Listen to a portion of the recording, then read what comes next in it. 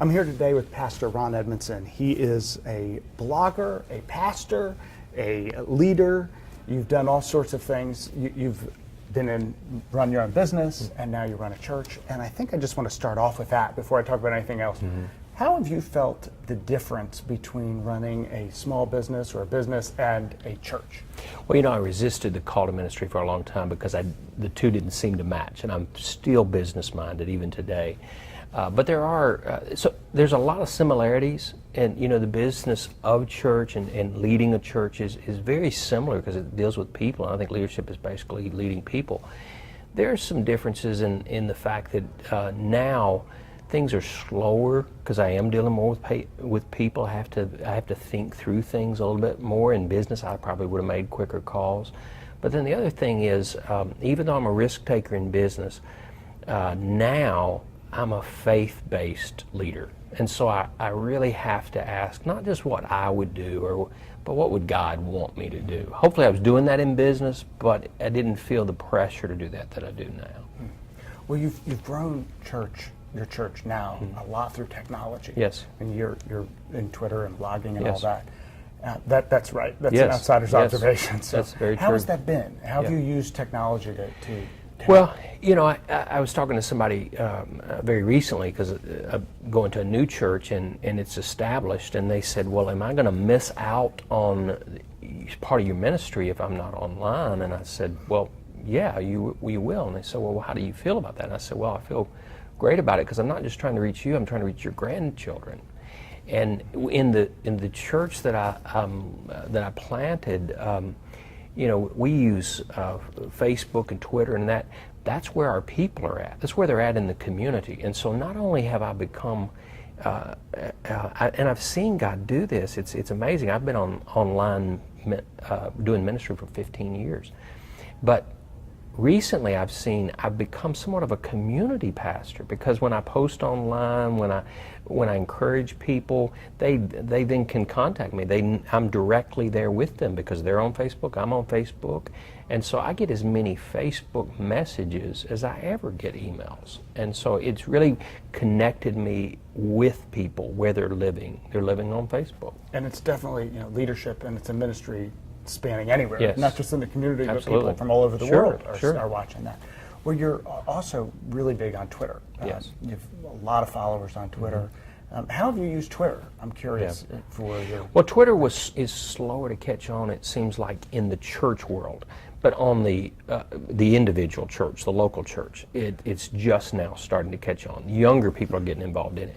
But in a broader sense, it has connected me with resources, people like you and others that are out there in the business world and the church world. It's made the world smaller. And so a lot of my ideas, my leadership development, the connections, the networking that I'm making is made first through Twitter. Mm-hmm. And so it's really given me access to people and insights that I wouldn't have had otherwise. Well, you also run a very successful leadership blog, and you post, I think, almost every day. Pretty much, every day. Yeah. And how long have you been at blogging? Well, that's a little bit of a longer story because I've been doing online ministry for 15 years. So 15 years ago, with dial-up internet, I started doing a daily devotional, and I would send it out every day. About 3 years ago, I realized that was plateauing. There's so many devotionals online that I started to invest that same energy into blogging. So blogging every day and really trying. My goal is to invest. I mean, I don't care who reads it, but I'm really speaking to that young pastor, that young ministry leader who's trying to figure it out. They didn't teach this in seminary. How can I become a better leader in my church world today? So that's really where I'm at. So about 3 years I've been trying to concentrate on that more through my blog. So you're reaching people where they are. Yes. You're reaching them through these new technologies, and you're certainly affecting their lives, probably in a big way that you probably couldn't have seen. And life is a little different than the 1200 baud modem where it was slowly painting across the camera. What advice do you have for other pastors or any leader who's out there that wants to they're watching all this social media. They're saying, "Oh, I don't know if I can do all of that." Yeah. Where do they start? Well, I think they start with a plan. I mean, for one, what is the vision? Why are you doing this? For me, it was a kingdom purpose. It wasn't to build a platform for myself. It was really, how can I best use the things, the experiences God has given me, either in the business world and church world, and invest that into others. So start with the purpose of why are you doing this? What's the vision behind you doing it? And then begin to develop a plan for how can I do that. And I really think it doesn't take as long as most people think. I think they think it's an overwhelming amount of time. But if you discipline it where, it's 5 minutes a day, or it's 20 minutes a day, or grow to it and then just systematically do that and just build it slow. Daily discipline. I think people really they want to instantly be this blog that's nationally known. Just start with what you have, and it will build if you do it consistently over time.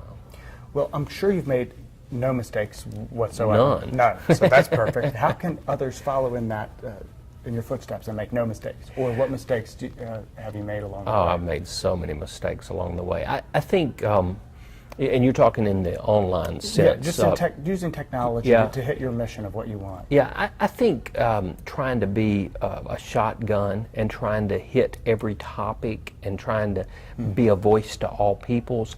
And when I zeroed it in, that I'm speaking to that younger leader, pastor, others will read that, but that's who I'm talking to. And that helped to clarify my mission. And so people will say, well, why don't you address this, or why don't you do that? I got an email this morning wanting me to address the situation in Iran from a Christian perspective. I don't even know what the situation is, and I told them that. I said, others will find that voice. That's not my voice. This is my voice. And so limiting to what God has gifted you with and what you feel like you're led to do, and that's really been the best help and avoids those other mistakes. You have somebody in mind you're writing to. I think that's so important, even for anybody writing or anything, speaking. If you're really thinking about that audience, it makes such a difference.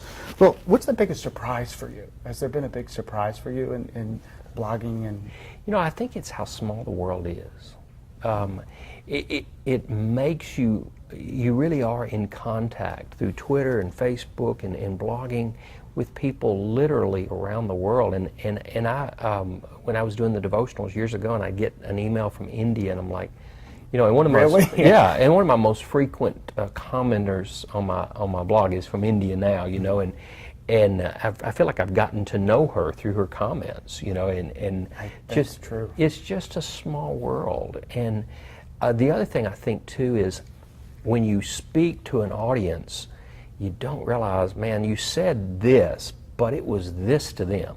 It's this to you because you've lived it and it's not a big deal to you anymore.